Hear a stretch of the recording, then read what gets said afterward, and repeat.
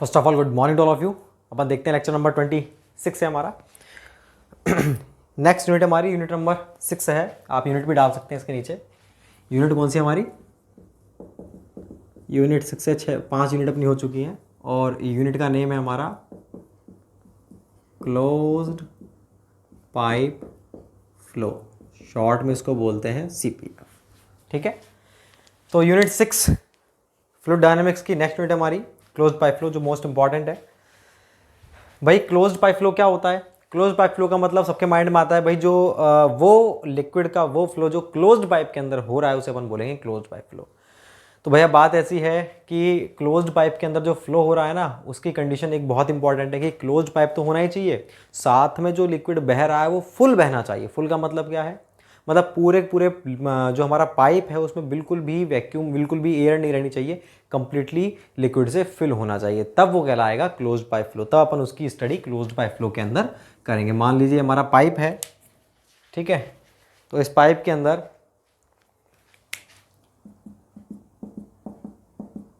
ये है लिक्विड और ये हमारा दूसरा पाइप है, इसमें जो लिक्विड है वो है ये। तो ये भी क्लोज्ड पाइप है, ये भी क्लोज्ड पाइप है, लेकिन क्लोज्ड पाइप फ्लो मतलब CPF, ये जो यूनिट चल रही है, इसमें हम कौन से वाले की स्टडी करेंगे? इसकी करेंगे या इसकी करेंगे? देखो, जब पानी किसी पाइप के अंदर, किसी बंद पाइप में जब पानी या कोई भी लिक्विड फुल बहता है तो इसके अंदर का प्रेशर जो होता है वो बाहर के प्रेशर से अधिक होता है। मतलब इसके अंदर का जो प्रेशर है is greater than PATM, atmospheric pressure से ज़्यादा होगा। मतलब पानी अंडर प्रेशर बह रहा है, अंडर प्रेशर बहेगा, फुल क्रॉस सेक्शन के थ्रू बहेगा, तो यहाँ पर बर्नौली इक्वेशन एप्लीकेबल होती है। और इसकी जो स्टडी अपन किस में करेंगे? क्लोज पाइप फ्लो सेक्शन के अंदर करेंगे। लेकिन जब पानी फुल नहीं बह रहा होता है, पानी थोड़ा बहुत कम होता है, तो पानी ड्यू टू ग्रेविटी बहता है, ठीक है, और इसके अंदर का जो प्रेशर है P, वो किसके बराबर होगा? एटमॉस्फेरिक प्रेशर के बराबर होगा।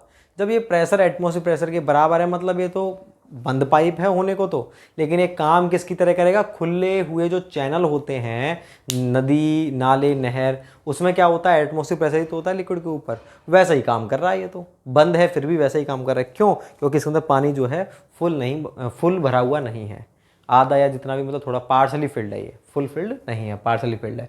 इस कंडीशन में जो प्रेशर होता है इसके अंदर पाइप में, वो एटमॉस्फेरिक प्रेशर के बराबर होता है, तो यहाँ पर बर्नौली इक्वेशन एप्लीकेबल नहीं होती। और हम इसकी स्टडी किस में करते हैं? इस सेक्शन की स्टडी। इस सेक्शन की स्टडी का मतलब क्या है कि इस केस में मेरे को कुछ भी चीज़ ज्ञात करनी है, एरिया, डिस्चार्ज, वेलोसिटी, कुछ भी ज्ञात करना है, तो मैं किसके द्वारा ज्ञात करूँगा? कौन सा सेक्शन करूँगा? Open channel flow. Open channel flow, short में इसको बोलते हैं OCF। तो इसकी स्टडी करते हैं OCF में और इसकी करते हैं CPF, जो अपन ये यूनिट है ये। और OCF हमारी यूनिट नंबर 11 होगी, वहाँ देखेंगे अपन इसके बारे में। तो बात क्लियर है क्या? नहीं? कोई आपसे पूछे क्लोज पाइप फ्लो कौन सा होता है? भाई ये लिक्विड का वो फ्लो होता है जिसमें लिक्विड पाइप के, क्लोज पाइप में फुल बहता है, ठीक है ना, फुल फिल होना चाहिए। अगर फुल नहीं बह रहा, पार्सली फिल्ड है, तो वो क्लोज पाइप के अधीन उसकी स्टडी नहीं होगी। अब बात आती है कि ये जो हमारा क्लोज पाइप फ्लो होता है ये किस पर डिपेंड, ये कई प्रकार का होता है, तो ये एक चीज़ पर डिपेंड करता है। कौन सी चीज़ पर डिपेंड करता है? ये एक डायमेंशन लेस पैरामीटर होता है, एक उस पर डिपेंड करता है। उस डायमेंशन लेस पैरामीटर को अपन बोलते हैं रेनॉल्ड नंबर। तो इस पाइप के अंदर 3 प्रकार का फ्लो होता है। एक तो होता है हमारा लेमिनार फ्लो, एक होता है टर्बुलेंट फ्लो, और तीसरा होता है हमारा ट्रांजिशन फ्लो। तो ये तीनों फ्लो में से कौन सा फ्लो हो रहा है इस पाइप के अंदर, ये किस बात पर निर्भर करता है? ये निर्भर करता है एक डायमेंशनलेस नंबर होता है जिसे अपन रेनॉल्ड नंबर बोलते हैं, उस पर डिपेंड करता है। रेनॉल्ड नंबर की वैल्यू क्या होती है वो मैं आपको लिखवाऊंगा, लेकिन मैं आपको रेनॉल्ड नंबर के बारे में ज़्यादा डिस्कस नहीं करूंगा। क्यों? क्योंकि रेनॉल्ड नंबर के बारे में और साथ साथ और 4-5 नंबर आएंगे हमारे जो डायमेंशन लेस हैं, उन सभी की स्टडी करेंगे अपन यूनिट नंबर 8 के अंदर। तो थोड़ा सा आपको इंतजार करना पड़ेगा उस यूनिट के लिए, वहाँ पर मैं आपको डिटेल में बताऊंगा। यहाँ पर शॉर्ट में लिखेंगे बस अपन कि इन तीनों, इस पाइप में कौन सा फ्लो हो रहा है वो किस पर डिपेंड करता है? रेनॉल्ड नंबर पर डिपेंड करता है। उसकी वैल्यू कितनी होती है अपन वो लिखेंगे। उसके बाद में फिर बात आती है इसके अंदर कौन कौन से लॉसेज होते हैं। तो पहले अपन छोटा मोटा इसके बारे में लिख लेते हैं।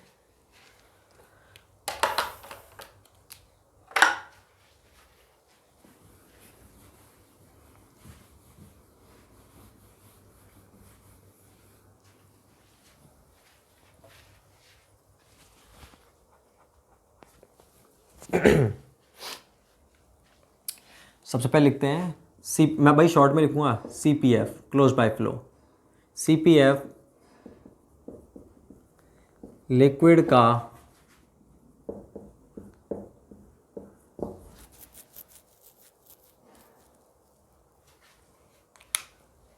एक मिनट,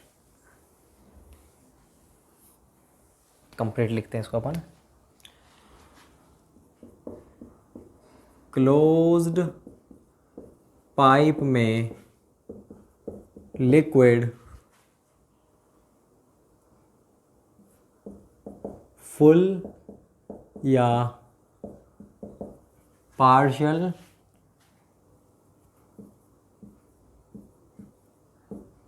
किसी भी डेप्थ पर बह सकता है। फुल डेप्थ पर भी बह सकता है और पार्शियल डेप्थ पर भी बह सकता है। यदि यह लिक्विड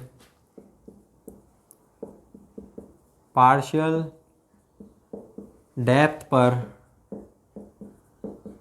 बहता है तो इसमें ग्रेविटेशनल फोर्स काम करता है और बर्नौली इक्वेशन अप्लाई नहीं होती है। इस कंडीशन में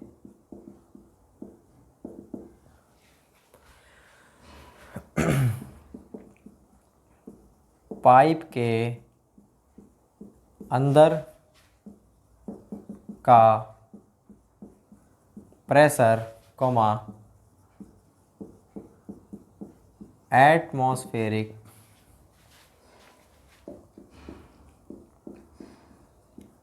प्रेशर से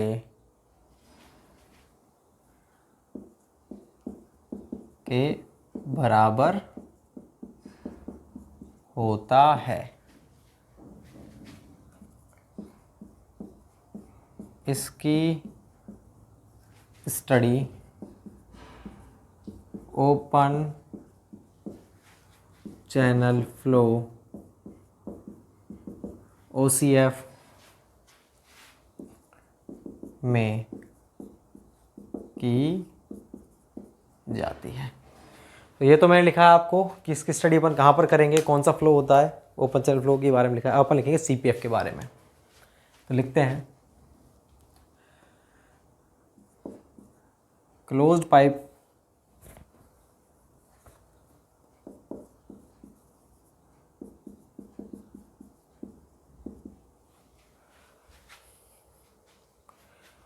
क्लोज्ड पाइप में यदि लिक्विड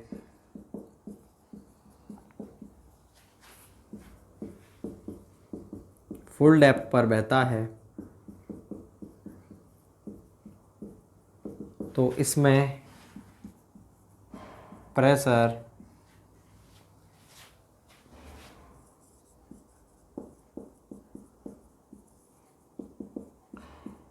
एटमॉस्फेरिक प्रेशर से क्या होता है,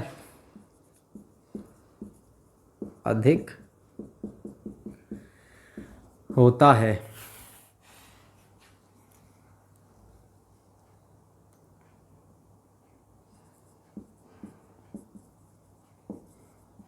इस कंडीशन में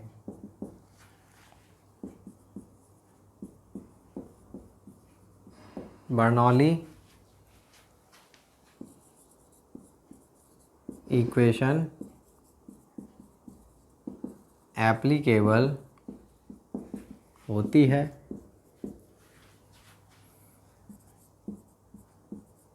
इसकी स्टडी CPF में की जाती है। तो ये होता है भाई OCF और CPF में अंतर। डायग्राम ला लेंगे।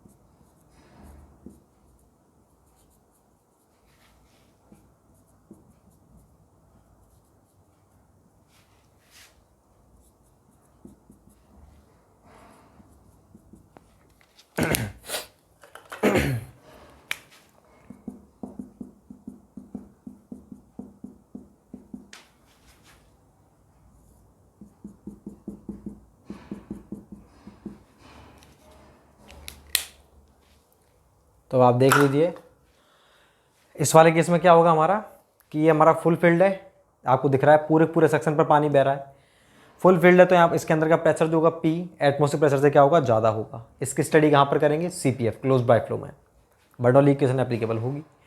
इसमें फुल फील्ड नहीं है, पार्शली फील्ड है, तो प्रेशर किसके बराबर होगा, एटमॉस्फेरिक प्रेशर के बराबर होगा। इसकी स्टडी कहाँ पर करेंगे अपन, ओपन चैनल फ्लो में करेंगे। तो ये इसकी बात हो गई अपनी। अब मैं इसे मिटाता हूँ, इसके बाद फिर अपन देखते हैं कि ये जो अपना अपन को तो ये पढ़ना है, इसको तो अपन 11th यूनिट पढ़ेंगे। मैं इसे मिटा देता हूँ।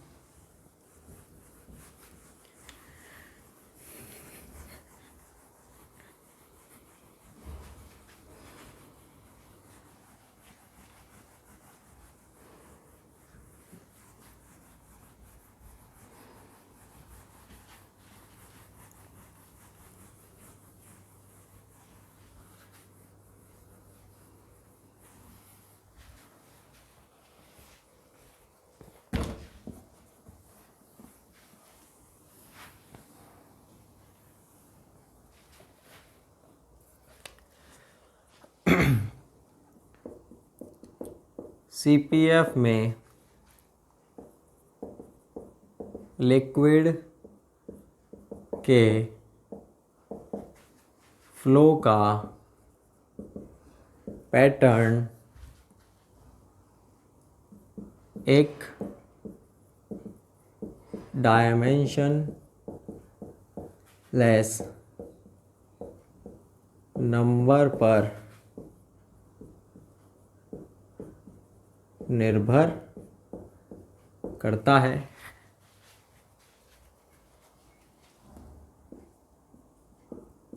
जिसे रेनॉल्ड नंबर RE कहते हैं।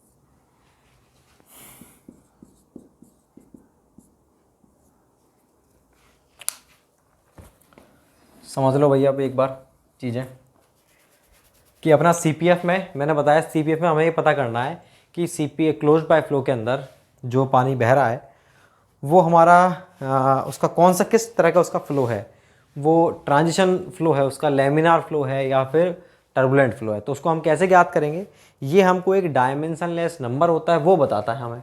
अब बात आती है भैया डायमेंशनलेस नंबर क्या होता है, उसको बोलते हैं रेनॉल्ड नंबर। इसके बारे में डिटेल में तो मैं आपको बताऊंगा 8th यूनिट में कि भैया रो वी एल अपॉन म्यू कहाँ से आया, ठीक है ना।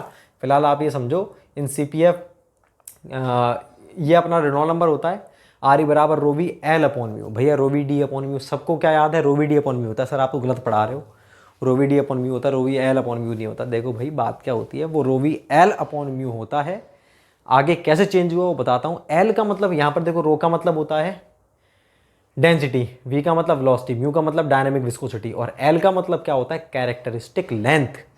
और कैरेक्टरिस्टिक लेंथ का मतलब क्या है, इसका मतलब है ये वो लेंथ होती है जिस पर लिक्विड का फ्लो सबसे ज़्यादा निर्भर करता है। ठीक है, अब हर प्रकार के फ्लो के लिए एल की वैल्यू अलग अलग होती है। ये वो लेंथ होती है जिस पर, इसको मैं चलो लिख भी देता हूँ, नहीं तो आप भूल जाओगे। इसके ब्रैकेट में लिख लोगे आप क्या, वह लेंथ जिस पर लिक्विड फ्लो सबसे अधिक निर्भर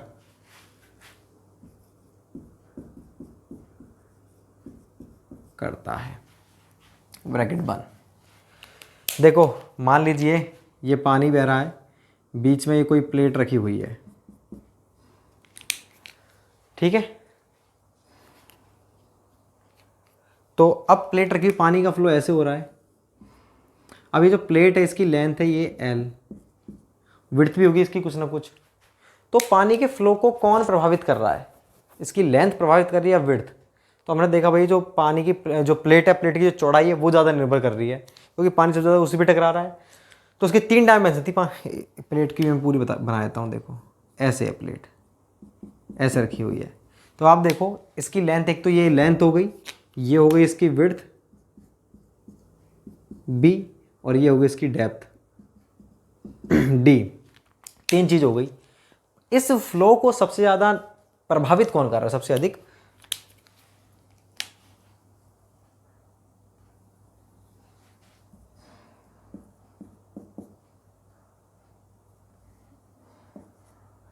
सबसे अधिक प्रभावित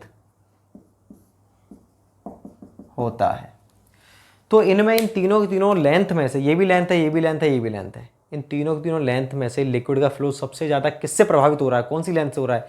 भाई लिक्विड का फ्लो ऐसे हो रहा है, उसकी जो चौड़ाई दिख रही है मेरे को, चौड़ाई पे प्रभावित कर, जितनी ज़्यादा चौड़ा होगा उतना ज़्यादा ऑब्स्ट्रक्शन आएगा उसके लिए। बात समझ रहे हो, लेंथ पर जितना निर्भर करेगा नहीं, यहाँ पर टकरा करके क्या हो जाएगी, उसकी वेलोसिटी कम हो जाएगी। तो जितनी चौड़ी अपनी प्लेट होगी उतनी ज़्यादा उस पर प्रभावित करेगा। और मान लीजिए अगर ऐसा कोई हो, अगर एक प्लेट ऐसी रखी हुई है, इसमें डेप्थ तो बहुत कम थी, मान लो प्लेट जो है, प्लेट की हाइट है इतनी। अब बताओ, अब सबसे ज़्यादा किस पर प्रभावित, कौन प्रभावित कर रहा है इसके फ्लो को, अब प्रभावित कर रहा है इसकी डेप्थ। ठीक है, तो एल का मतलब क्या होता है कैरेक्टरिस्टिक लेंथ, मतलब जिस लेंथ पर सबसे ज़्यादा प्रभावित कर रहा है अपने फ्लो को। तो अब पहले वाले केस में तो मैं एल की जगह क्या लिखता, इस विड्थ को लिखता, बी को, समझ रहे हो। दूसरा वाला केस जिसमें डेप्थ बहुत ज़्यादा है, बहुत मोटी प्लेट है, तो उसमें किस पर निर्भर कर रहा है, डेप्थ पर। तो यहाँ पर मैं एल की जगह दूसरी वाले में डेप्थ लिखता डी।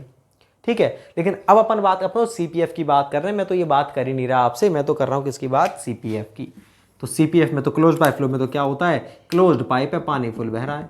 तो इसमें किस लेंथ पर डिपेंड करता है पाइप का, कि जितना ज़्यादा डायामीटर होगा उतना ही अधिक प्रभावित करेगा। तो किस पर डिपेंड, ये भी तो लेंथ है एक, ये डायमीटर, ये भी क्या है, एक लेंथ ही तो है। तो डायमीटर, तो इस वाले फ्लो में एल की वैल्यू क्या होगी, हमारे डायमीटर के बराबर। तो वही लिखा है इन सीपीएफ, एल बराबर diameter of pipe. Diameter of pipe होता है, क्योंकि सीपीएफ में किस पर डिपेंड करती है, किस पर अफेक्टेड होती है सबसे ज़्यादा हमारा फ्लो, उसके डायमीटर से। ठीक है ना। तो रो वी एल की जगह हमने क्या लिख दिया, डी अपॉन म्यू। तो भैया ये रो वी डी अपॉन म्यू नहीं होता, ये रेनॉल्ड नंबर। रेनॉल्ड नंबर क्या होता है, rho V L upon mu. लेकिन आपसे कहा जाएगी सीपीएफ के लिए रेनॉल्ड नंबर क्या है, तो बिल्कुल सही है, सीपीएफ के लिए Reynold number rho V D upon mu होता है। क्लियर है बात। अब इसकी जो वैल्यूज होती हैं वो भी मैं आपको बता देता हूँ, कौन से फ्लो के लिए कितनी होती है। देखो भाई, उसको अपन नोट में लिख देंगे।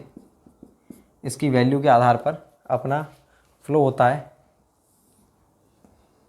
तो यहाँ मैं लिख देता हूँ टाइप ऑफ फ्लो, ठीक है, और यहाँ लिख देता हूँ मैं रेनॉल्ड नंबर। पहला है हमारा लैमिनार फ्लो, दूसरा ट्रांजिशन, तीसरा टर्बुलेंट। लैमिनार फ्लो के लिए रेनॉल्ड नंबर की वैल्यू 2000 से कम होनी चाहिए। इसके लिए 2 से 4000, इसके लिए 4000 से ज़्यादा। तो मैंने आपको तीनों तीनों वैल्यूज़ लिखवा दी। तो आपसे कोई क्वेश्चन पूछता है कि रेनॉल्ड नंबर की वैल्यू अगर 3000 है तो कौन सा फ्लो होगा, तो 3000 है तो भैया ट्रांजिशन फ्लो होगा। ठीक है, 2000 है तो भी ट्रांजिशन, 4000 है तो भी ट्रांजिशन, टर्बुलेंट के लिए 4000 से अधिक। ठीक है ना, तो ये वैल्यूज है। तो 2000 और 4000 जो पॉइंट है वो इसी में सम्मिलित है। 2000 से कम मतलब 1999 तक तो इसमें आएगा, और 4001 से इसमें आएगा। क्लियर है बात। ये किसकी वैल्यूज़ हैं, ये रेनॉल्ड नंबर के फ्लो की वैल्यू है सीपीएफ में, क्योंकि हमारी यूनिट चल रही है सीपीएफ। जब हम ओसीएफ पढ़ेंगे वहाँ पर वैल्यूज़ अलग हो जाएंगी। क्यों अलग हो जाएंगी, क्योंकि भैया यहाँ तो रो वी डी अपॉन म्यू है, वहाँ पर एल का मतलब पता नहीं क्या ही होगा ओसीएफ के अंदर, तो एल का मतलब कुछ और होगा, तो रेनॉल्ड नंबर की वैल्यू भी कुछ और होगी। वहाँ पर होती है 500 और 2000। ठीक है ना, वो वहाँ पर देखेंगे अपन, आपको इतना आगे नहीं बढ़ना। तो आप इसको उतारो, मैं इसे मिटाता हूँ।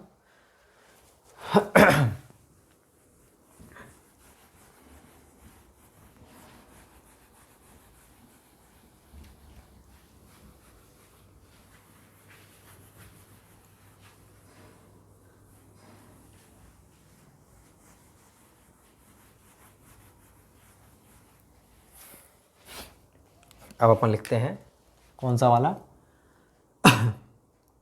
नेक्स्ट हेडिंग है अपनी लॉसेज इन सीपीएफ। लॉसेज कितने प्रकार के होते हैं भाई, 2 प्रकार के होते हैं सीपीएफ में। एक तो होता है मेजर हेड लॉस और दूसरा होता है माइनर हेड लॉस। का मतलब क्या है, एच एल, जो हमने पढ़ा था रियल इक्वेशन के अंदर, कि बर्नौली कहता तो है कि जो प्रत्येक सेक्शन पर एनर्जी की वैल्यू बराबर होती है P1 बाय रो जी,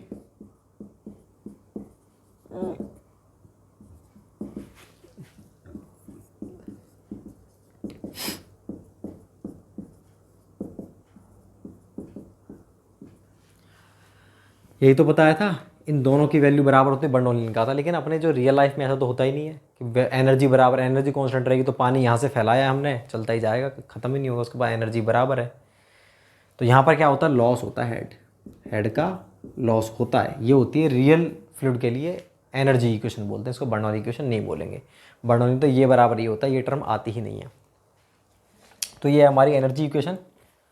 अब हम इसी की बात कर रहे हैं, हेड लॉस की, क्योंकि बर्नौली इक्वेशन केवल पाइप क्लोज पाइप फ्लो में एप्लीकेबल होगी, जो पूरी तरह से बंद है और पूरी तरह से पानी उसमें बह रहा है। तो हेड लॉस की बात कर रहे हैं अपन। हेड लॉस कितने प्रकार का होता है, 2 प्रकार का होता है लॉस।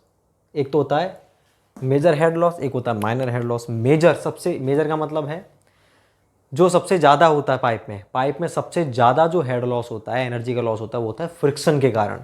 पाइप है हमारा, पाइप में जो भी सरफेस उसको, पाइप में जो लिक्विड है वो पाइप के सरफेस से टकराएगा तो फ्रिक्शन होगा। उस फ्रिक्शन के कारण क्या होगा, हेड। अरे भाई अपन मैं अपनी साइकिल चला रहा हूँ, चलाते मैंने क्या किया, उसमें से पैर हटा दिए तो साइकिल चल रही है अभी भी, लेकिन एक टाइम पर जाकर साइकिल बंद हो जाती है। क्यों रुक जाती है, क्योंकि साइकिल के पहिए पर अपोजिट डायरेक्शन में एक फोर्स लग रहा है, फ्रिक्शन फोर्स।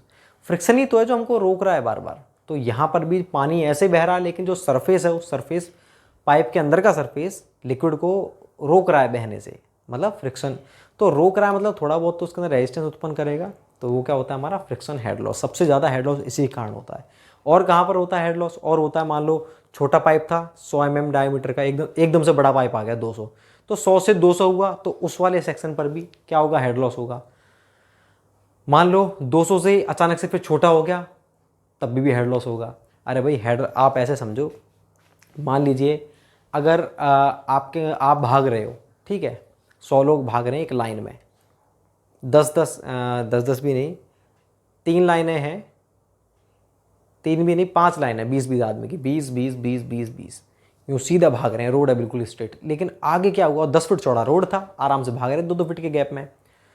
5 लाइनें थी, 20 आदमी थे, एक लाइन से भाग रहे हैं स्पीड से, कोई सबकी स्पीड बिल्कुल यूनिफॉर्म है, 30 kmph, पैदल भाग दौड़ रहे हैं। अचानक से क्या हुआ, रोड पर ही आगे एक गेट बना दिया आपने, उस गेट की चौड़ाई कर दी कितनी आपने, गेट की चौड़ाई कर दी कम, कम कितनी कर दी आपने, आपने उसकी चौड़ाई कर दी केवल 10 फीट से 5 फीट। तो अब क्या हो गया, वो उनका रास्ता कम हो गया। अगर अपन ऊपर से देखें तो देखो पहले तो इतना था उनका रास्ता, अब आगे जा कर के केवल इतना हो गया, कम हो गया, कम होगा। और रो कितनी थी हमारे पास, 4-5 रो थी। अब इसमें से फिर आगे जा कर के क्या है क्या नहीं, अब रो मतलब क्या हुआ, वो गैप कम मिलेगा, कम मिलेगा। तो जैसे ही वो यहाँ से यहाँ पर आएंगे तो उनकी इस वाले सेक्शन पर स्पीड कम होगी कि नहीं होगी, जो 30 के एमपीएस से भग रहे थे उनकी स्पीड क्या हो जाएगी, कम हो जाएगी।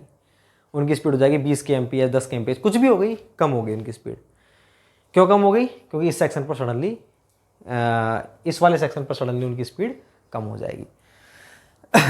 अब हम बात करते हैं, एकदम से अगर ये बढ़ता है तो भी स्पीड कम होगी। क्यों, क्योंकि उन्हें इस सेक्शन से इस सेक्शन में जाना है, स्पेस बनाना है पूरा, उस केस में भी इनकी स्पीड कम हो जाएगी। स्पीड कम का मतलब क्या है, कुछ ना कुछ लॉस हो रहा है स्पीड में। तो ऐसे ही हेड लॉस होता है, जब पाइप का डायमीटर अचानक से कम होता है तब भी होता है, बढ़ता है तब भी होता है, कहीं पर एग्जिट पॉइंट पर भी होता है, कहीं पर पाइप बेंड कर रहा है तो भी होता है। तो कई प्रकार के होते हैं वहाँ पर, वो सब होते हैं अपने कौन से लॉस, लेकिन वो लॉस क्या है, बहुत कम होते हैं। यहाँ पर थोड़ा बहुत लॉस होगा, यहाँ थोड़ा बहुत लॉस होगा। सबसे ज़्यादा जो मेजर हेड लॉस होता है किसके कारण होता है, फ्रिक्शन के कारण। तो वो अपन लिखते हैं मेजर हेड लॉस के अंदर ही लिखते हैं उसको अपन। तो मेजर हेड लॉस किसके कारण होता है, ड्यू टू फ्रिक्शनल फोर्सेज। ये कितना होता है, लगभग 80-90% ऑफ टोटल हेड लॉस। ठीक है। माइनर हेड लॉस किसके कारण होता है, due to pipe shape, alignment,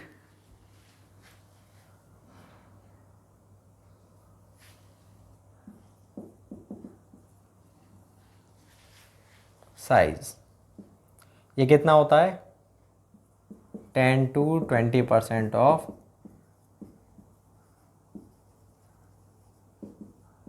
total head loss.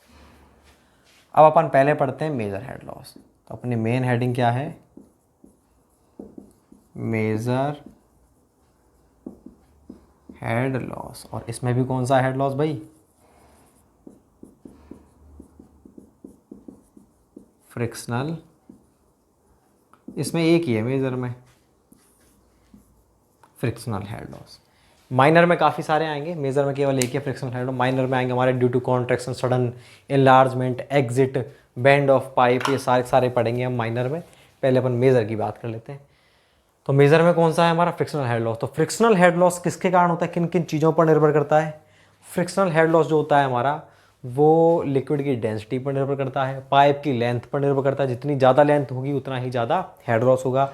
Diameter पर निर्भर करता है, जितना कम डायमीटर होगा उतना ही ज़्यादा फ्रिक्शन लॉस होगा। कैसे निर्भर करता है वो भी अपन देखेंगे, डिपेंडेंसी पहले बता रहा हूँ आपको मोटा मोटा।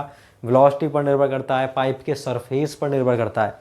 सरफेस जितना स्मूथ होगा उतना ही कम लॉस होगा, जितना खुरदरा रफ होगा उतना ही ज़्यादा लॉस होगा। इन सब चीज़ों पर निर्भर करता है। क्या इसका फॉर्मूला होता है वो सब अपन देखते हैं। तो मैं इसमें लिखता हूँ,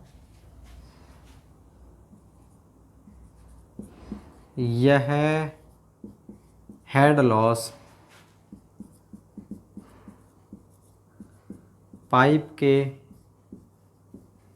surface comma length comma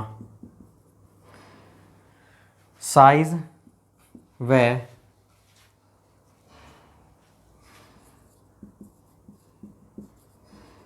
liquid की वेलोसिटी पर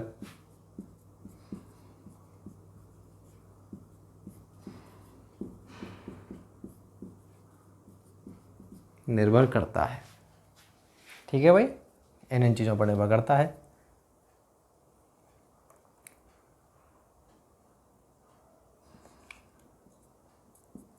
इसका फॉर्मूला वगैरह भी लिखते हैं अपन। तो मैं इसे मिटाता हूँ, आप इतना उतारो, फिर मैं इसको मिटा करके,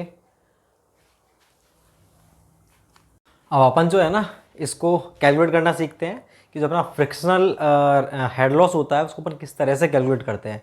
तो फ्रिक्शनल हेड लॉस को कैलकुलेट किया जाता है, एक डार्सी वीजबेक हमारे साइंटिस्ट हुआ करते थे, उनकी इक्वेशन के द्वारा। तो अपन लिखते हैं इसके अंदर किस तरह से ज्ञात करते हैं, सारी चीज़ को अपन लिखते हैं। उसके नीचे लिखेंगे आप फ्रिक्शनल हेड लॉस को डार्सी वीजबेक इक्वेशन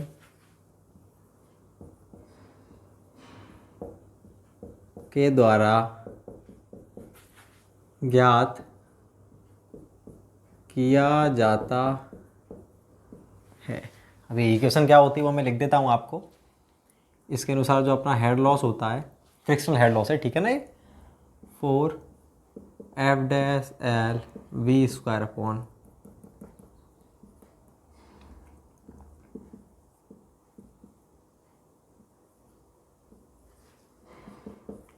अब देखो भाई, इसके पीछे बहुत सारे मिथ्स, उन सबको क्लियर करेंगे अभी।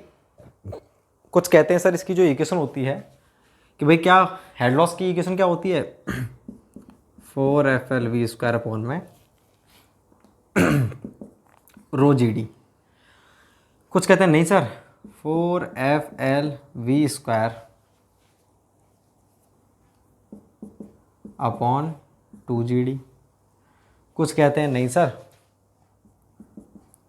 FLV² अपॉन रो GD होती है। क्या नहीं सर स्मॉल FLV² अपॉन में 2GD होती है। कितनी सारी इक्वेशन, फैक्ट है ये।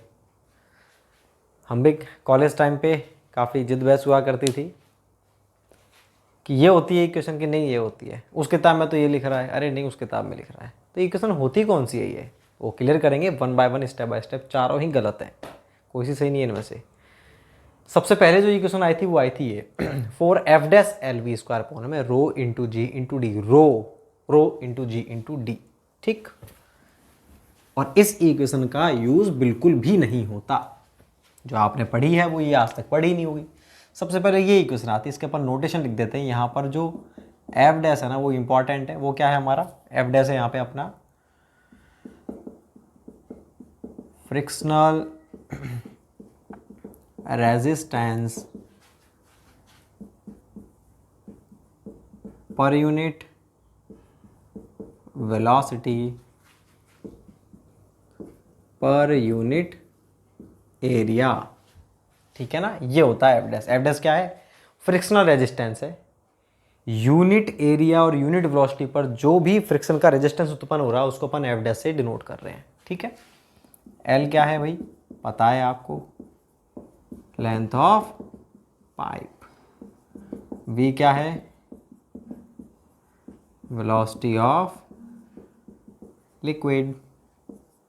रो क्या है, डेंसिटी ऑफ लिक्विड। D क्या है, डायमीटर ऑफ पाइप। तो ये अपनी हेड लॉस की इक्वेशन होगी। सबसे पहले इस इक्वेशन का यूज़ किया जाता था, लेकिन F' बाय रो को बाद में कन्वर्ट कर दिया। तो अपन लिखेंगे putting F' by rho is equals to F/2। ये इसको इक्वेशन नंबर A देते हैं अपन। Here F is equals to coefficient of friction. मैं बता दूं आपको, तीन तो कोएफिशिएंट के रूप में आएंगी वैल्यूज़, 3 आएंगी इक्वेशन के रूप में। तो इक्वेशन को तो अपन नाम देंगे 1, 2 और 3, और जो कोएफिशिएंट्स के बीच में रिलेशनशिप आएगी उसको देंगे अपन A, B और C। 3 कौन कौन से आएंगे, एक तो आ चुका F', एक आएगा F, एक आएगा कैपिटल F।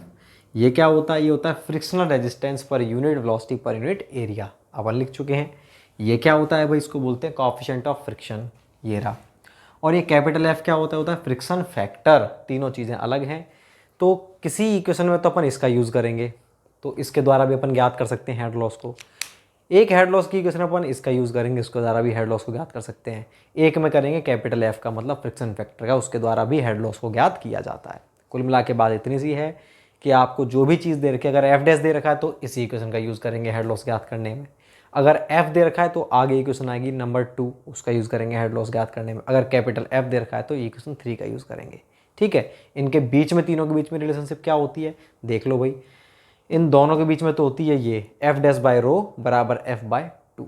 तो अपन इस इक्वेशन में मैं पुट कर रहा हूँ, putting f dash by rho is equal to f by 2। तो क्या हो जाएगा देखो, एच एल बराबर 4 एफ डैश बाय रो की जगह क्या पुट करना है, f by 2, 4 f L V square upon में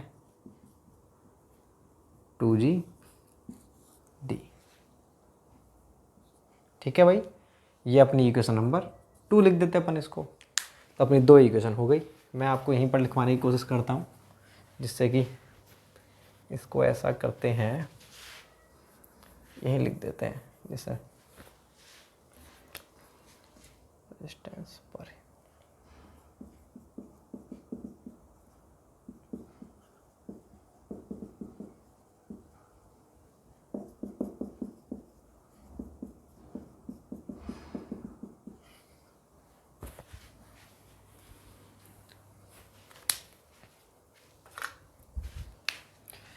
इससे क्या फ़ायदा हो गया भाई, यहीं पर आपको सारी इक्वेशन दिखा दूंगा मैं आपको। इक्वेशन नंबर 1 हो गई, यह frictional resistance per unit velocity per unit area. Equation A हो गई, 2 हो गई। अब क्या लिखेंगे हम, अब हम लिखते हैं यहाँ पे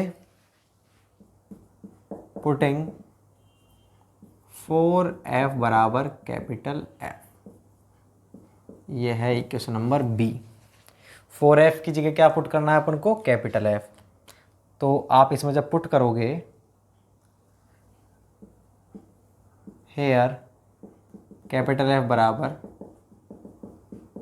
फ्रिक्शन फैक्टर, तो अपना एच एल की क्या हो गया अपना F L V square upon 2g D. Equation number 3। तो देख लो भाई कौन कौन सी इक्वेशन आ चुकी है हमारी। एक तो हो गई इक्वेशन 1 जिसमें एफ डैश है, 2 जिसमें एफ है, 3 जिसमें कैपिटल एफ है।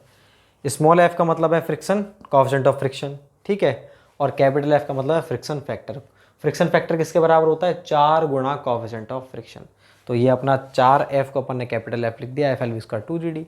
तो अगर आपको अब आपको ध्यान ये देना है कि क्वेश्चन में कई बार क्या है स्मॉल एफ लिख देते हैं इसको, आपको क्वेश्चन में दे देगा, ऑप्शन देगा आपको ऐसे कि निम्न में से डार्सी-वेईसबर्ग की इक्वेशन कौन सी है। 4 ऑप्शन होंगे आपके पास, कौन से, F L V square upon में rho g D small f L V square upon में 4g D small f L V square upon में 2g D F square L square V square upon में 2g D. अब देखो इनमें से आप कहोगे सर इसमें तो स्मॉल एफ दे रखा है, वैसे इन ये भी गलत है, ये भी गलत है, ये भी गलत है, और ऐसा होता है 2g डी आता है नीचे, लेकिन 2 ऊपर तो ये कैपिटल एफ होना चाहिए। ठीक है, कोई बात नहीं, वो कई बार क्या है कुछ बुक्स में कुछ क्वेश्चंस के अंदर कैपिटल एफ स्मॉल एफ को सेम लिख देता है, लेकिन आपको बोलेगा कि भाई ये क्या है हमारा फ्रिक्शन फैक्टर है, तो फ्रिक्शन फैक्टर को कई बार स्मॉल एफ से भी डिनोट कर देता है। ठीक है ना, तो कभी कंफ्यूज मत हो ना आप क्वेश्चंस के अंदर, क्वेश्चंस की बात कर रहा हूँ, बुक में तो अलग अलग होगा ही बिल्कुल सेपरेटली। तो ये तीनों चीज़ अपन ने लिख ली, तीनों इक्वेशन है। अब अगर आपको फ्रिक्शन फैक्टर देता है तो इसका यूज़ करो, कोएफिशिएंट ऑफ फ्रिक्शन देता है तो इसका यूज़ करो, frictional resistance per unit velocity per unit area देता है तो इसका यूज़ करो। रिलेशनशिप आपको बता दी मैंने, एफ डैश एफ के बीच में ये होती है, एफ और कैपिटल एफ के बीच में ये होती है। अब अगर अपन चाहते हैं कैपिटल एफ और एफ डैश के बीच में, तो अपन क्या रिलेशनशिप हो जाएगी देखो, कैपिटल एफ बराबर 4F बराबर 4 इंटू एफ पुट कर दो, यहाँ से लिख देते हैं पहले अपन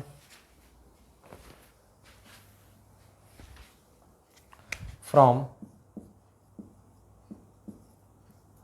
ए एंड बी। कैपिटल एफ बराबर 4F होता है, 4 इंटू एफ यहाँ से पुट कर दो, एफ की वैल्यू क्या पुट करोगे, 2 ये हो जाएगा 2F dash by rho, 2F dash by rho 8F dash by rho. तो कैपिटल एफ क्या हो गया 8F डैश बाय रो। तो भाई सारी चीज़ हो चुकी है हमारी। जो पहली दूसरी तीसरी जो इक्वेशन है वो तो बता रही है हेड लॉस को, फर्स्ट सेकंड और थर्ड, और जो हमारी ए बी और सी इक्वेशन है वो क्या बता रही है, रिलेशनशिप को किसके बीच में, तीनों के तीनों जो हमारे फैक्टर हैं कोएफिशिएंट जो भी आपका हो उनके बीच में। यहाँ पर जो हमारा एफ और कैपिटल एफ जो है ना दोनों ही क्या होते हैं, डायमेंशनलेस होते हैं, उसको अपन नोट में लिख देते हैं। स्मॉल एफ व कैपिटल एफ डायमेंशनलेस होते हैं। ठीक है भाई। अब हम बात करते हैं इसके बाद में किस चीज़ की, इसके बाद में बात करी जाती है कि अब देखो आपसे कोई पूछे आपको कौन सी इक्वेशन याद रखनी, 4FLV² 2GD और FLV² 2GD दोनों इक्वेशन याद रखनी है। 4F के अंदर F क्या है, फ्रिक्शन कोएफिशिएंट ऑफ फ्रिक्शन, और FLV² 2GD में F क्या है, फ्रिक्शन फैक्टर। ठीक है ना, इस तरह से अपन ध्यान रखेंगे। तो ये अपनी मेन इक्वेशन जो अपन को काम में लेनी है बार बार। अब बात आती है कि जो F और कैपिटल F है, स्मॉल f और कैपिटल F, इनकी वैल्यूज़ क्या होती हैं। तो भाई इनको अपन कैसे पुट करें, इनकी वैल्यू भी रेनॉल्ड नंबर पर डिपेंड करती है। इनकी वैल्यू जो होती है हमारे लेमिनार और टर्बुलेंट दोनों फ्लो के लिए अलग अलग होती है। अगर हम बात करते हैं लेमिनार फ्लो के लिए तो इन दोनों की वैल्यूज़ लेमिनार, भाई देखो मैं अब दोनों कहूँ चाहे एक को पढ़ाऊँ बात एक ही है। मैं तो केवल देखो मैं आपको केवल कोएफिशिएंट ऑफ फ्रिक्शन को पढ़ा रहा हूँ, मान लो स्मॉल f के बारे में, कि स्मॉल f की वैल्यू लेमिनार फ्लो के लिए कितनी होती है, टर्बुलेंट के लिए कितनी होती है, मैंने केवल स्मॉल f बताया। कैपिटल F आपको पता है, कैसे पता है, ये रहा, स्मॉल f का 4 गुना ही तो होता है कैपिटल F। समझ गए नहीं समझे। तो भाई इसकी वैल्यू जो होती है लेमिनार फ्लो के लिए होती है 16/RE, 16/RE। तो फ्रिक्शन फैक्टर जो होता है उसकी वैल्यू कितनी होगी, 16/RE × 4, मतलब 16 × 4 64/RE। तो एक ही बात है, चाहे मैं f को बताऊं चाहे मैं दोनों को लिखवाऊंगा लिखवाने को तो, लेकिन मैं बता रहा हूँ कि अगर आप भूल जाते हो तो 4 से गुणा ही तो करना है। तो इनकी वैल्यू की अगर अपन बात करते हैं, मैं इसे मिटा देता हूँ फिर अपन इनकी वैल्यूज़ लिखते हैं दोनों के लिए। बहुत ही इंटरेस्टिंग चीज़ है ये। देखो एक तो ये था कन्फ्यूज़न सबसे बड़ा कि इनमें से फॉर्मूला कौन सा यूज़ लेते हैं। ये इनका प्रॉपर मैनर है जो आप 10 किताब देख लोगे तो भी नहीं मिलेगा, समझ नहीं आएगा आपको इनमें एफ है कि कैपिटल एफ है। दूसरा कन्फ्यूजन पॉइंट मैंने आपको बता दिया, कुछ क्वेश्चंस के अंदर आपको स्मॉल एफ ही लिख के दे देगा तो आपको समझना है उस चीज़ को। चारों ऑप्शन सेम है तो स्मॉल एफ उसने फ्रिक्शन फैक्टर को ही बोल रखा है। इसी के अंदर अपना अगला टॉपिक, इसी के अंदर क्या लिखेंगे अपन, values of small and F and capital F. मैंने शॉर्ट में लिख दिया है वरना मेरे को लिखना चाहिए था values of coefficient of friction and friction factor. तो पहला तो अपन लिखते हैं लेमिनार फ्लो। तो भाई जो हमारा लेमिनार फ्लो होता है ना, लेमिनार फ्लो के लिए इनकी जो वैल्यू होती है एफ और कैपिटल एफ की वैल्यू केवल और केवल रेनॉल्ड नंबर पर डिपेंड करती है। ठीक है ना, लेमिनार फ्लो में। तो यहाँ मैं लिख देता हूँ लेमिनार फ्लो में एफ व कैपिटल एफ की वैल्यू केवल रेनॉल्ड नंबर पर निर्भर करती है। क्या होती है वैल्यू, देखो F बराबर 16/RE ये होती है। तो कैपिटल F क्या हो गया, 16/RE को 4 से गुणा कर दो, खत्म बात। लेमिनार इंपॉर्टेंट चीज़ चल रही है।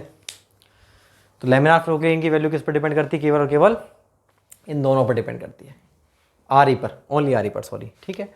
और अगर बात करते हैं अपन टर्बुलेंट फ्लो की बात करें, उस केस में इनकी वैल्यू RE पर तो डिपेंड करती ही है, साथ में जो पाइप है उसका सरफेस कैसा है, पाइप का सरफेस स्मूथ है या फिर रफ है उस पर भी डिपेंड करती है। स्मूथ के लिए अलग होगी, रफ के लिए अलग होगी। और वो फॉर्मूले भी बहुत बड़े फॉर्मूले बनते हैं, अपन को उस अक्षर नहीं लिखने। ठीक है। किस पर डिपेंड करेगी, RE पर करेगी। सरफेस कैसा है उस पर डिपेंड करेगी, स्मूथ है या फिर रफ है। और अगर रफ सरफेस है तो रफ सरफेस के अंदर भी मान लीजिए, देखो ये आपको दिख रहा है, दूर से देख रहे हो तो आपको बिल्कुल क्या दिख रहा है, रफ नहीं है तो स्मूथ है। पास आओगे आपको रफ दिखेगा ऐसा, और पास से देखोगे आपको और ऐसा दिखेगा। तो ये जो आपको दिख रही है रफनेस, इनकी एक एवरेज हाइट होती है। ये इसको और जूम कर रहा हूँ मैं, इसकी हाइट होती है सरफेस से, इसको एवरेज हाइट को बोलते हैं, स्मॉल के से डिनोट करते हैं, इसको बोलते हैं हाइट ऑफ इर्रेगुलरिटी। इर्रेगुलरिटी मतलब जो रेगुलर नहीं है, अनियमितता, अनियमितता की हाइट है ये, इसको के से डिनोट करते हैं। तो बात क्लियर है कि नहीं, जो रफ पाइप होते हैं उसमें इर्रेगुलरिटी की हाइट होती है जिसको अपन के से डिनोट करते हैं, तो इस पर भी डिपेंड करता है फ्लो।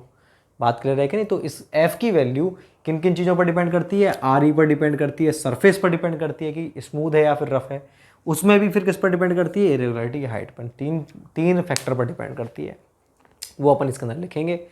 अब मैं इसकी जो वैल्यू लिखवाऊंगा आपको एफ की, वो केवल स्मूथ पाइप के लिए लिखवाऊंगा, रफ़ के लिए नहीं लिखवाऊंगा, क्योंकि रफ़ की आपके काम आएगी नहीं कभी, इसलिए मैं रफ़ की वैल्यूज़ नहीं लिखवाऊंगा, क्योंकि डायरेक्टली वहाँ से निकल, वो भी मैं आपको बता दूंगा अभी। तो पहले मैं ये एक बार लिखवा देता हूँ, तब आपको और क्लियरली समझाऊंगा।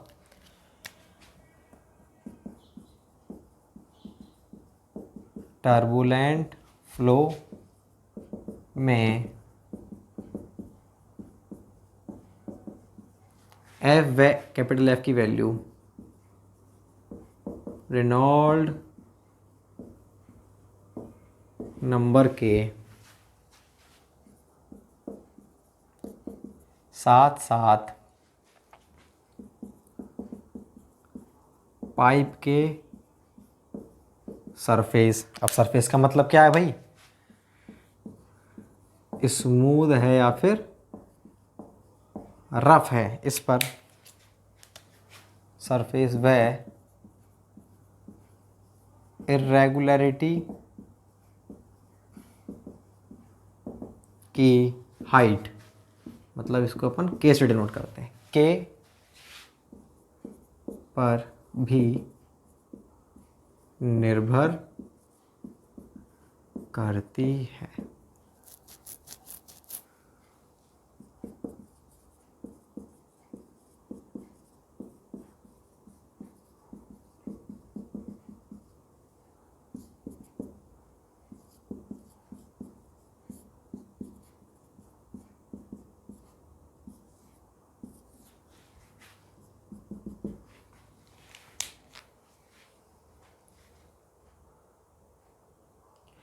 अब देखो भाई,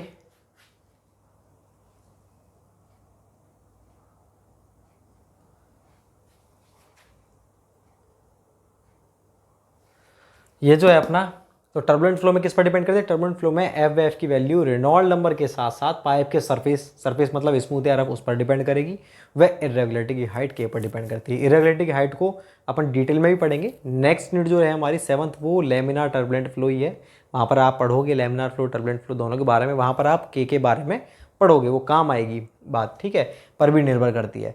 तो इसमें देखो अलग अलग एफ की जो वैल्यूज़ है ना, ये जो हमने लिखी है ऐसे, एफ की वैल्यूज़ अलग अलग है। यहाँ तो कुछ नहीं, यहाँ सिंपल है, लेमिनार फ्लो मतलब ये है वैल्यू, बात खत्म, कोई मतलब नहीं लेमिनार के अंदर स्मूथ है रफ है कुछ किसी पर डिपेंड नहीं करती, केवल इस पर करेगी। यहाँ पर अगर स्मूथ पाइप है तो उसके लिए अलग इक्वेशन है, रफ पाइप है तो अलग इक्वेशन है, तो 3-4 इक्वेशन आती है इसके अंदर एफ की, ठीक है, बाकी की इक्वेशन हमारे काम की नहीं है। तो टर्बुलेंट फ्लो में डायरेक्टली लिखवा दिया जाता है क्या, कि टर्बुलेंट फ्लो में एफ की वैल्यू क्या होती है, 0.079 अपॉन आर की पावर 1/4, जबकि बिल्कुल गलत बात है। ये टर्बुलेंट फ्लो के लिए तो है, लेकिन ये किस केस के लिए है, स्मूथ सरफेस पाइप के लिए। अगर रफ सरफेस हो और टर्बुलेंट फ्लो तो ये गलत है बिल्कुल, तो वैल्यू अलग होती है, वो लॉग के टर्म में आती है, वो लिखवाना ज़रूरी नहीं है, ठीक है ना। तो मैं आपको बता रहा हूँ, तो ये इक्वेशन किसके लिए, टर्बुलेंट फ्लो के लिए, स्मूथ पाइप के लिए, ठीक है ना, स्मूथ पाइप में जो टर्बुलेंट फ्लो हो रहा है उसके लिए है ये, ठीक है। तो अब ध्यान रखना। अब बताओ एफ तो आप जानते हो, इसको 4 से गुणा कर दो तो क्या हो गया, 0.316 अपॉन आर ई की पावर 1/4, ये आर ई की पावर 1/4 है, ठीक है ना। तो ये होती है हमारी वैल्यू, आपको अब ध्यान रखनी है। जबकि बुक्स में भी मैं आपको बताऊं, कुछ बुक्स के अंदर डायरेक्ट लिख दिया जाता है ऐसे ही कि एफ की वैल्यू लेमिनार फ्लो के लिए 16/RE, टर्बुलेंट के लिए ये होती है। अरे भाई टर्बुलेंट फ्लो के लिए तो है ये, लेकिन टर्बुलेंट के फ्लो तो 3-4 वैल्यू होती हैं एफ की, एक तो ये है, 2-3 इक्वेशन और है, 1/√f plus is equal to 1 + k, जिसके अंदर आई और के दोनों चीज़ आती है, ठीक है, जिसमें के भी आता है टर्म के अंदर, ऐसी लंबी सी इक्वेशन है उसमें के भी आएगा, तो वो आपके लिए काम की नहीं है, ठीक है ना। ये किसके लिए, सरफेस पाइप के लिए। तो मैं इसको मिटाता हूँ, तो एफ की वैल्यूज़ भी हो चुकी है। अब अपन देखते हैं कुछ डिपेंडेंसी देखते हैं। अब मैं देखना चाह रहा हूँ कि एफ और डी में क्या रिलेशनशिप होती है। एफ बोल लो चाहे भैया लोग कैपिटल एफ बोलो, कैपिटल एफ और डायमीटर में क्या रिलेशन है और हेड लॉस और डायमीटर में क्या रिलेशन है, वो चीज़ अपन देखते हैं। तो मैं अपन नेक्स्ट हेडिंग ये डालते हैं,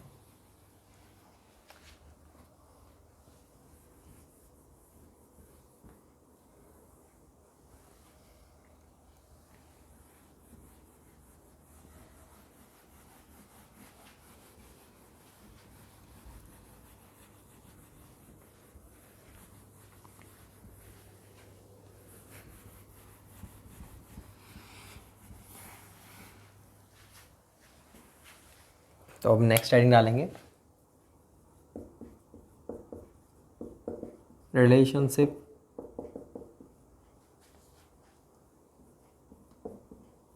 between F comma D and H L comma D.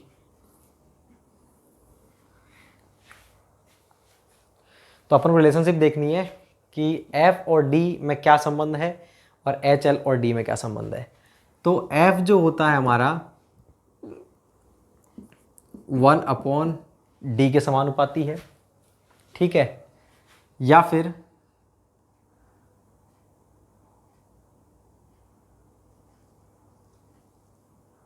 F directly proportional to d square d. ऐसे आते हैं काफ़ी सारे ऑप्शंस कि एफ किस पर, इनमें से कौन सा स्टेटमेंट सही है फ्रिक्शन फैक्टर का। तो सब अपना अपना दिमाग लगाते हैं। एफ बराबर 16/RE होता है, लैमिनार फ्लो की बात कर रहा हूँ मैं। 16/RE है, 16/RE की वैल्यू होती है rho V D upon mu. Mu ऊपर चला जाएगा, सारी चीज़ कांस्टेंट हो गई तो 1/d। F is directly proportional 1/d। बिल्कुल गलत है। बाद में जितने और हैं कि यार जो बोर्ड है वो अलग ऑप्शन दे देता है। बोर्ड बोलता है एफ 1/d नहीं, f is directly proportional to d. Board कहता है कि डायरेक्टली प्रोपोर्शनल होता है, वो इनवर्सली प्रोपोर्शनल नहीं होता। फिर जितते हैं कि नहीं देख लो, तो अपन इसको प्रूव, मैं आपको प्रूव करके दिखाऊंगा कि एफ जो होता है डायरेक्टली प्रोपोर्शनल डी होता है, ये नहीं होता।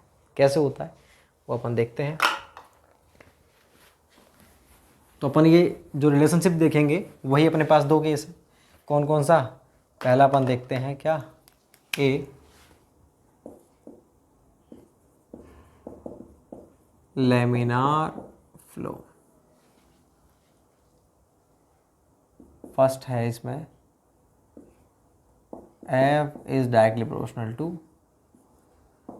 डी होता है। कैसे होता है? लो भैया प्रूफ। प्रूफ क्या है?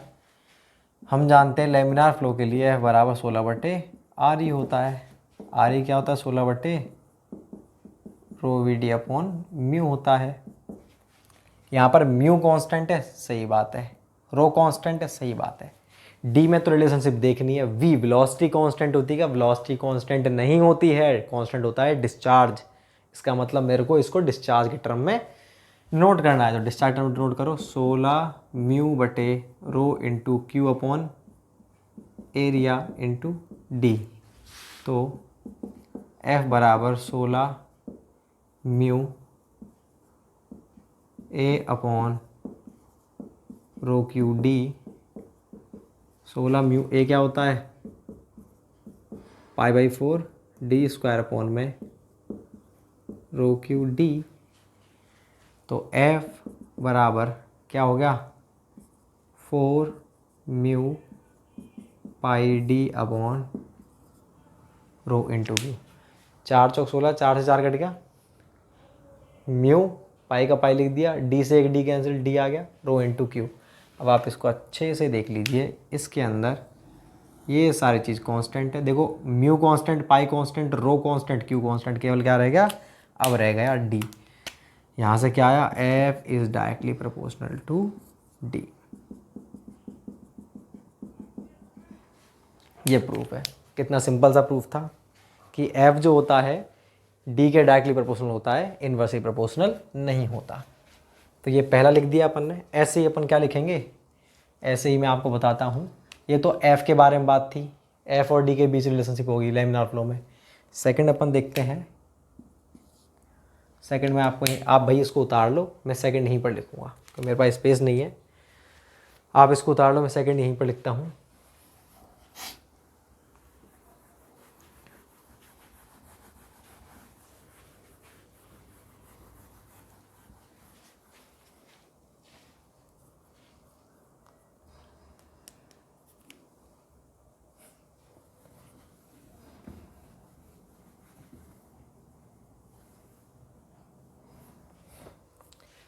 सेकंड अपन लिखते हैं, head loss is directly proportional to 1/d⁴ कि जो हेड लॉस होता है ना वो 1/d⁴ के समानुपाती होता है। हेड लॉस से अपन जानते हैं HL बराबर क्या होता है, FLV² 2GD। यहाँ से फिर वही करके देख लेते हैं किस तरह से अपन चेंज करेंगे, तो उसमें भी कंप्लीट करते हैं अपन, तब आएगा प्रूफ। देखते हैं इसका क्या होता है, इसका प्रूफ देख लेते हैं अपन किस तरह से होगा। देखो भाई, आप इसका भी प्रूफ देखो कैसे आया। ये ऐसे आया। हम जानते हैं हेड लॉस क्या होता है, FLV² 2GD होता है। अब तोड़ते चले जाओ, F क्या होता है 16/ReLV² 2GD। 16/RE, 16 की जगह मैं इसको 8 लिख देता हूँ, कट गया ना 2 से ये 8 LV²। RE की वैल्यू क्या होती है ρVD/μ, म्यू ऊपर चला गया अपॉन, RE की वैल्यू होती है ρVD/μ, म्यू ऊपर चला गया और 2 से तो कैंसिल हो गया, G/D। अब देखो क्या क्या कैंसिल हो गया वो लिख दो आप। HL बराबर मेरा V से V कैंसिल हो गया बस, तो ये बच गया मेरा 8 म्यू LV/ρ G/D²। भाई V तो कैंसिल हो ही गया, ρ/G/D/D² हो गया। अब इसमें देखो क्या क्या कांस्टेंट है, ये भी कांस्टेंट है, ये भी कांस्टेंट है, ये लेंथ भी कांस्टेंट होती है, ये भी कांस्टेंट है, ये भी कांस्टेंट है। ये इसके बीच में रिलेशनशिप अपन को देखनी है। रह क्या गया हमारा वेलोसिटी, तो वेलोसिटी को आप क्या लिख सकते हो Q/एरिया, 8 mu L Q/A ρ/G/D² A बराबर 8 म्यू L Q/में ρ/G/D² π/4D²। भाई एरिया क्या होता है π/4D²। और कर देते हैं इसको, HL बराबर 4 तो ऊपर चला गया 32 आ गया, म्यू L Q/में पाई ρ/G/D²। अब आप इसको तसल्ली से देख लीजिए, इस पूरी की पूरी इक्वेशन में ये constant, mu constant, length constant, discharge constant, rho constant, g constant, ये सारी की सारी टर्म कांस्टेंट आ चुकी हैं। इसका मतलब जो हेड लॉस होता है is proportional to 1/D²⁴।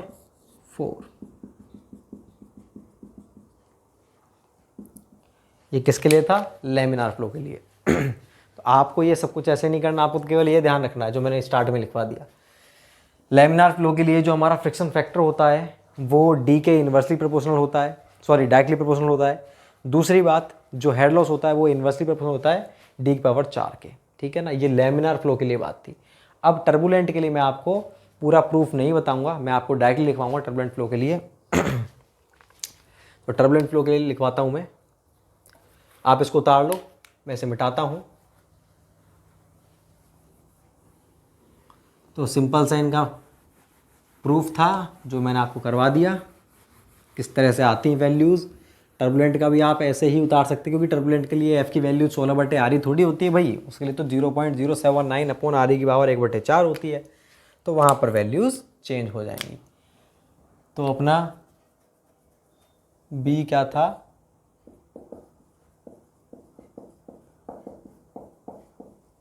Turbulent flow.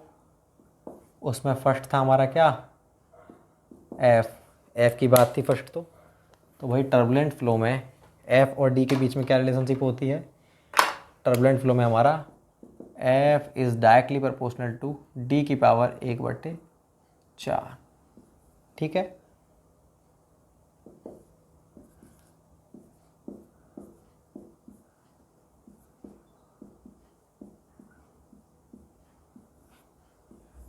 ध्यान से देख लो, इसमें जो है एफ होता है डी की पावर 1/4 है, ये डी की पावर, ठीक है भाई। और हेड लॉस किसके समानुपाती है, 1/d की पावर डी की पावर 19/4। वहाँ पर डी की पावर 4 था, यहाँ पर डी की पावर 19/4 है।